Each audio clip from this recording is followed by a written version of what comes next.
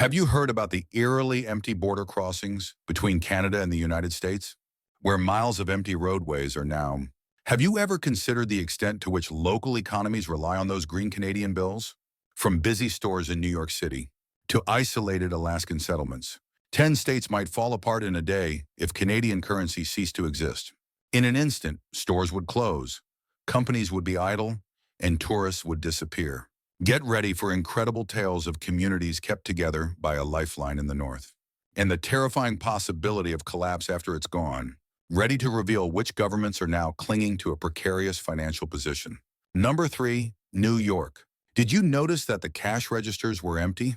With delivery trucks moving slowly to a crawl along the major arteries on the East Coast, you would be surprised to learn that a single lost piece of cash might cause the lights in Manhattan to flicker.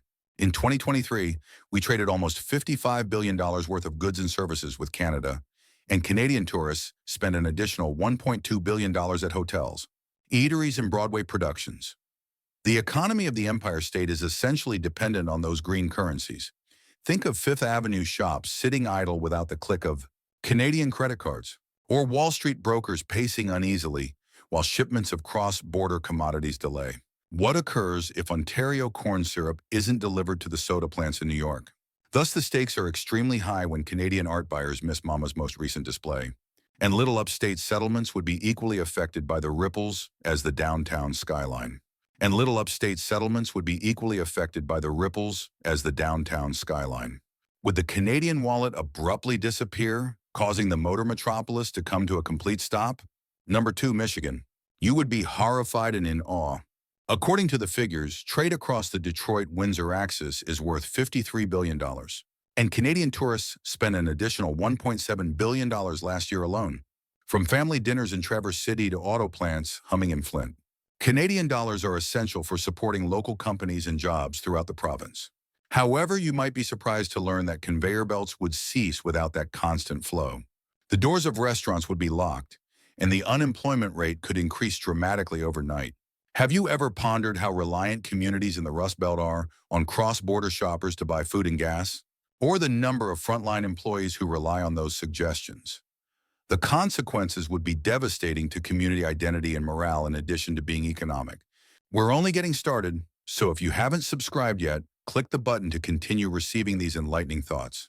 Do you sense the cold coming from the Pacific Northwest? You'll soon find out how $25 billion is traded. This evergreen state's relationship with its northern neighbor is dangerously tenuous, as seen by the over $900 million in visitor expenditure. Keep an eye out. Number 1, Washington. As border check-ins along the Pacific coast close, have you noticed the freight trains slowing to a crawl? The extent to which the evergreen state depends on those maple-scented greenbacks might surprise you. At one point, Washington sent about $25 billion worth of products across the border.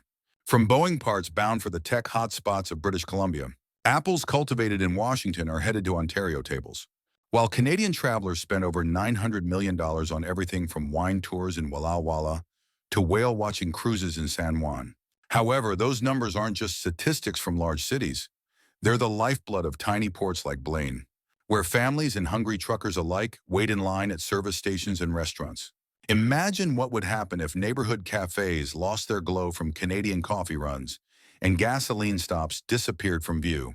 Ever pondered how downtown Seattle traffic may appear once Canadian consumers avoid the Pike Place Market? A significant portion of weekend foot traffic and purchases are made by those guests. A dozen of handmade salmon tulip bulbs and Blue Star donuts. Without their investment, White Center's vacancy rates may rise, and Capitol Hill's artisanal boutiques would have to compete to take the place of the constant flow of loony-fueled purchases. You won't believe how even the sweetest Skagit Valley bouquet may be ruined by one lost piece of cash. Tulips. The aerospace corridor comes next. Everett's vendors use cross-border logistics and are paid in Canadian dollars. Supply chains sway when the payments stop coming in, stalling the Everett and Wheaton airplane assembly lines that employ tens of thousands of workers. If Canadian students lose currency-backed scholarships, attendance in community colleges that teach avionics may decline, and the local rental markets would be impacted. The idea of one financial lifeline breaking is terrifying, as well as hundreds of independent contractors, machinists, welders, electricians, can find oneself on the sidelines out of the blue, but it doesn't stop there. Have you considered how it would affect Washington's famous outdoor tourism industry? British Columbia Day visitors are the source of lift tickets and lodge stays for ski resorts in Stevens Pass and Spokane. The wind would be cakered by empty gondolas without those winter wanderers, and the firewood near the lodge fireplace would remain unaltered. What if the ski lifts that are roaring stop making noise? As spring blossoms along the soundstate, officials are discreetly investigating contingency measures. Anything from county-level rebate programs to digital cross-border payment apps, yet the question still stands. Would Washington's thriving economy be able to bear the shock of the Canadian dollar's depreciation? The vacant lodges and quiet tracks imply that it might not take long to learn.